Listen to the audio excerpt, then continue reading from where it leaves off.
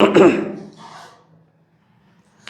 कैसे हो बच्चों, तैयारी चल रही है आप लोगों की बहुत ही शानदार। मुझे पता है कि इस बार एग्जाम में इस चैप्टर के जो क्वेश्चंस हैं कार्बन एंड इट्स कंपाउंड, इसके सारे वार्म टॉपिक्स, आने वाले सुपर 15 क्वेश्चंस और डिफिकल्टीज सब शेयर करूंगा ट्रिक के साथ। आपको बहुत अच्छी तरीके से बने रहना इस वीडियो में। और हमारा ये जो चैप्टर है, chapter 4 carbon and its compound. देखो, इस चैप्टर की जो मेन डिफिकल्टीज है मैं आपको पहले ही बता दूं। पहली डिफिकल्टी आती है कि कोवैलेंट बॉन्डिंग का क्या प्रॉब्लम है, समझ में नहीं आ रहा है, करे क्या, उसको पहचाने कैसे, है ना। How many covalent bonds are present in this compound, तो हमें पता नहीं चलता कि निकालना कैसे है। IUPAC नोमेनक्लेचर को लेके बच्चों को बहुत ज्यादा कंफ्यूजन रहती है, उसकी एक ट्रिक बताऊंगा, 1 मिनट में आपके कम से कम 10 क्वेश्चन सॉल्व हो जाएंगे। उसके बाद में मेन डिफिकल्टीज बनती है जब आप इसकी केमिकल प्रॉपर्टीज और सॉल्ट के साथ में सोप और डिटर्जेंट करते हो, तो वहां पे कंफ्यूज करता है कि सोप और डिटर्जेंट की ऐसे कौन से मैकेनिज्म है जो किसी भी स्ट्रेन को रिमूव कर देते हैं। तो बने रहना आपने को इस वीडियो में। और सबसे पहले हम देखते हैं कि ये जो चैप्टर है वो एक्चुअल में कितने पार्ट्स में डिवाइडेड है। इसके 3 पार्ट हैं। फर्स्ट पार्ट में आपको प्रॉपर अच्छी तरीके से इंट्रोडक्शन करना है, क्योंकि चैप्टर का मेन हीरो है कार्बन, और कार्बन का इंट्रोडक्शन ही अगर नहीं होगा तो नाराज हो गए। उसके बाद दूसरी बात करें अगर हम इस चैप्टर की, तो ये दूसरा पार्ट जो है इसका, उसमें इथेनॉल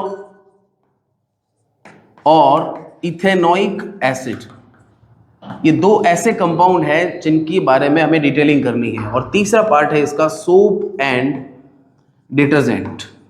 देखो बच्चों, यहाँ पे 3 पार्ट मैंने जो बताए हैं, उसमें इंट्रो वाले पार्ट में कार्बन की तो सारी बातें होंगी। दूसरे नंबर पर अगर हम बात करें तो इसकी कोवैलेंट बॉन्डिंग, है ना। तीसरे पे अगर हम बात करें तो उसकी केमिकल प्रॉपर्टीज। केमिकल प्रॉपर्टीज का मतलब कार्बन कंपाउंड्स जो हैं वो किससे रिएक्ट करके क्या बनाते हैं। और एक उसके साथ में जुड़ा है IUPAC नोमेनक्लेचर, जिसको कई बार हमें फाइंड आउट करने में दिक्कत आती है। तो स्टार्ट करते हैं, इसके अंदर एक एक करके अपन टॉपिक उठाएंगे और कैसे भी करके हमें इसकी सारी प्रॉब्लम्स को क्लियर करना है। सबसे पहली बात, अगर बात की जाए कि कार्बन एटम जो है इसका एटॉमिक नंबर क्या है, तो इसका एटॉमिक नंबर है 6 और इसका एटॉमिक मास क्या है, तो वो है 12U, है ना, यूनिट मास। अब 6 इसका एटॉमिक नंबर है, दैट मीन्स हम कह सकते हैं कि इसके पास में 6 इलेक्ट्रॉन है, 6 प्रोटॉन है, बिकॉज किसी भी एटम का एटॉमिक नंबर उसके प्रोटॉन नंबर से ही डिफाइन होता है। और रिमेनिंग जो बचा वो क्या है, 6 न्यूट्रॉन।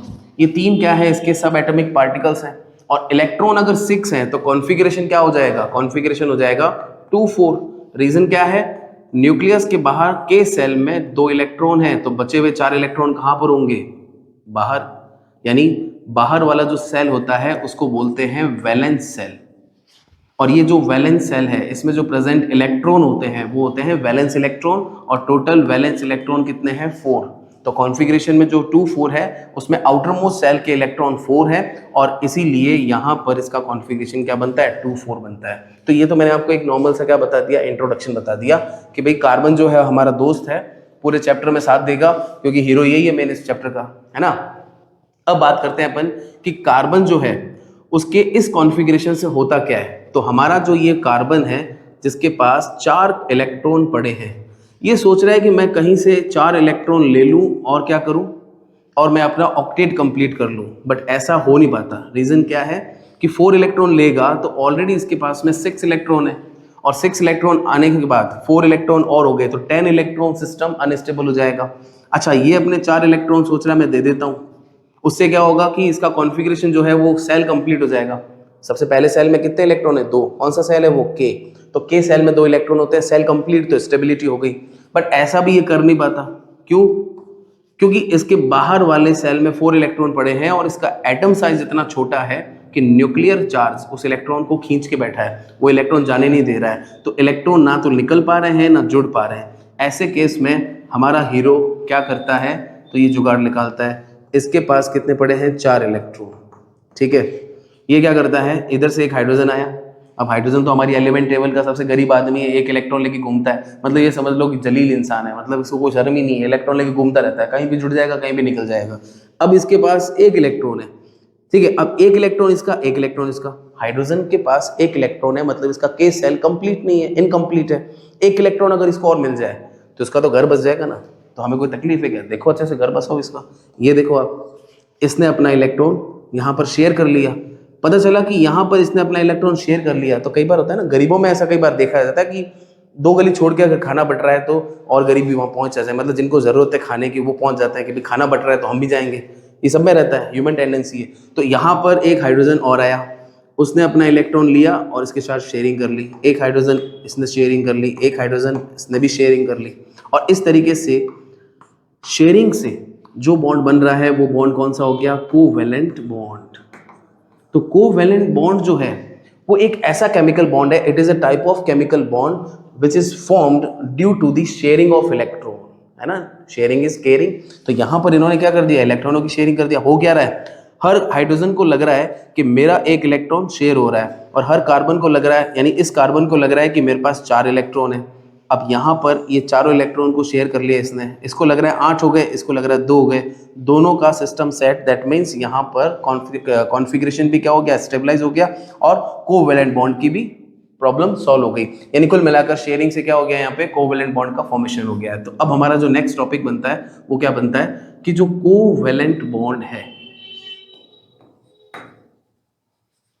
क्या है, वो तो समझ में आ गया, it is a type of chemical bond which is form due to the sharing of electron.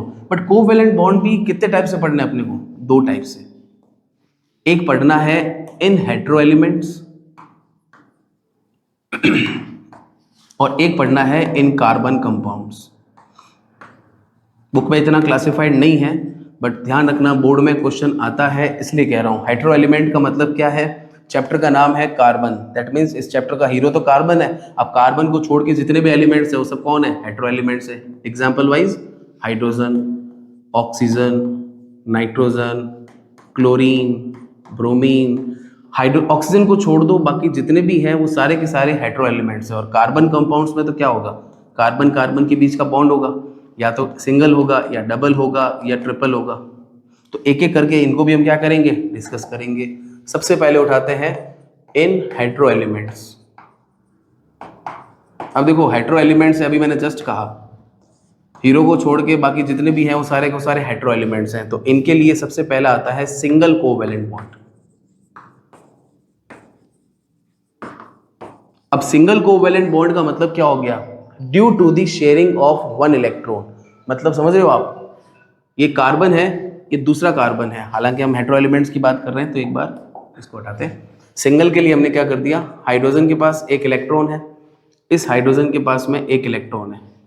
हर बार तो हमारे कार्बन आएगा नहीं, तो हाइड्रोजन अपना इलेक्ट्रॉन आपस में शेयर करके क्या बना लेंगे, बॉन्डिंग कर लेंगे। यानी इसकी बॉन्डिंग इसके साथ, शेयरिंग इसकी, शेयरिंग इसके साथ। ये क्या कह रहा है, 1 इलेक्ट्रॉन मेरा है, 1 आपका शेयर कर लेते हैं। ये कह रहा है हाँ 1 इलेक्ट्रॉन मेरा है, 1 आपका शेयर कर लेते हैं। यानी दोनों के इलेक्ट्रॉन अपने अपने पास में है, बट शेयरिंग की वजह से इनके बीच में क्या बन गया, बॉन्ड। तो इसको हम कैसे लिख सकते हैं, H2, या फिर इसको हम कैसे लिख सकते हैं, H बॉन्ड H। तो कुल मिलाकर के सिंगल कोवैलेंट बॉन्ड बना। दूसरा है डबल कोवैलेंट बॉन्ड, यानी ऑक्सीजन का कॉन्फ़िगरेशन होता है 2 6। इसके बाहर कितने इलेक्ट्रॉन पड़े हैं, 6।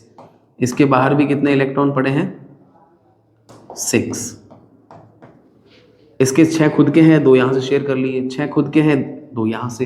तो इनके अंदर 2 इलेक्ट्रॉनों की शेयरिंग हो रही है, यानी इसको हम लिख सकते हैं ऐसे, या फिर इसको हम लिख सकते हैं O2।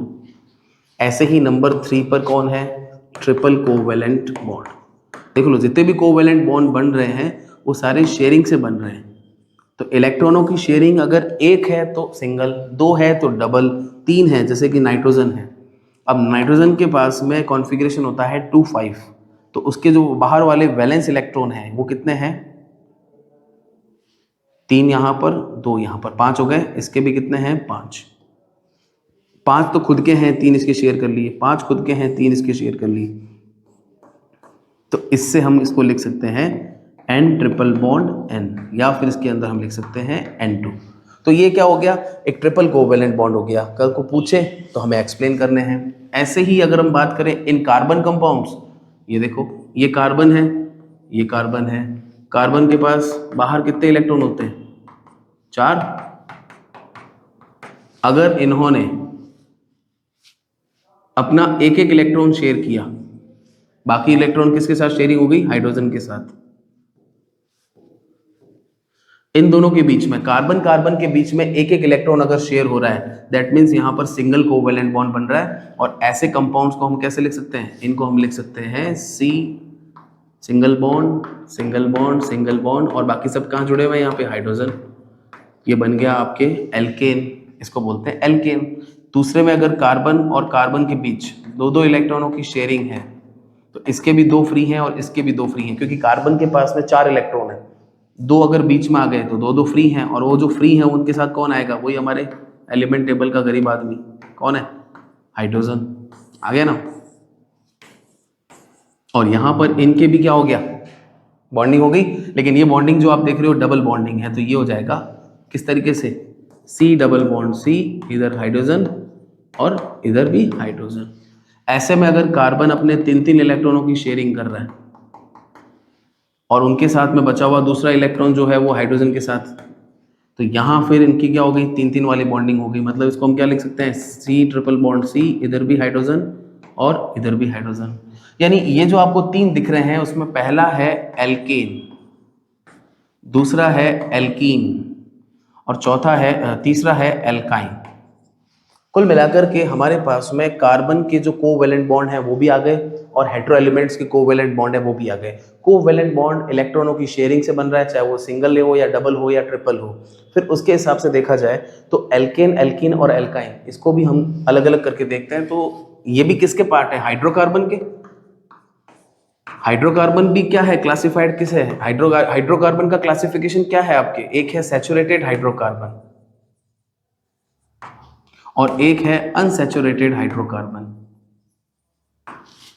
अब सैचुरेटेड और अनसैचुरेटेड, उसमें सैचुरेटेड के अंदर कौन आ रहे हैं, उसमें आ रहे हैं एल्केन, क्योंकि सारे बॉन्ड सैचुरेटेड हैं। यहां पर एल्कीन और एल्काइन, यानी सिंगल बॉन्ड वाले जो है वो यहाँ पर हैं, डबल बॉन्ड और ट्रिपल बॉन्ड कहाँ पर हैं, इस तरफ।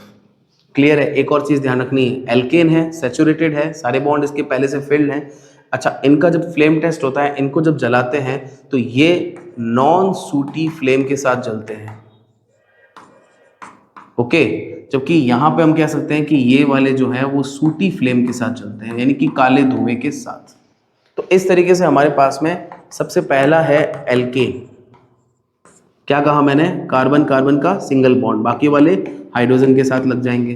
तो इनका एक जनरल फॉर्मूला होता है CnH2n+2, यानी अगर मैंने लिख दिया यहाँ पे C3H8, नंबर ऑफ कार्बन कितने हैं, 3, तो 3 2 × 3 6 + 2 8 हो रहा है। दैट मीन्स ये किसका एग्जाम्पल है, एल्केन का। ऐसा कई बार पूछा जाता है आपसे। फिर उसके बाद अगर हम बात करें दूसरे नंबर पर, वो है एल्कीन।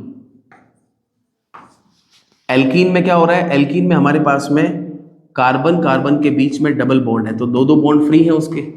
इसका जनरल फॉर्मूला होगा CnH2n, जितना कार्बन जस्ट डबल हाइड्रोजन। यहाँ पे क्या था, जितना carbon just double hydrogen +2, just double hydrogen, और तीसरे में आ जाएगा जस्ट डबल हाइड्रोजन -2। तो मैं यहाँ पे लिख रहा हूँ C3H6। C3 हमारे चौहान कोचिंग क्लासेस का नाम भी है, चौहान कोचिंग क्लासेस C3। तो C3H6, यहाँ पर N कितना आ रहा है, 3, तो 2N कितना हो जाएगा, 6। दैट मीन्स ये भी क्या है, एल्कीन है। अब एल्कीन में आप डबल बॉन्ड देख रहे हो तो वो सारा एल्कीन का एग्जाम्पल हो गया। अच्छा, यहाँ पे सफिक्स क्या होता है, ईन, यहाँ का सफिक्स क्या होता है, एन। ऐसे ही नंबर 3 पर आएगा एल्काइन। एल्काइन में क्या मिलेगा आपको, एल्काइन में आपके ट्रिपल बॉन्ड होगा, एक एक बॉन्ड फ्री हो जाएगा, और यहाँ पर जनरल फॉर्मूला हो जाएगा CnH2n-2। यानी अगर मैं C3 लिख रहा हूँ तो यहाँ पर हाइड्रोजन जो है वो आपका डबल -2 हो जाएगा। दैट मीन्स यहाँ पर Cn, इसका डबल 6 होता है, -2 करोगे तो 4, तो H जो है वो 4 होगा।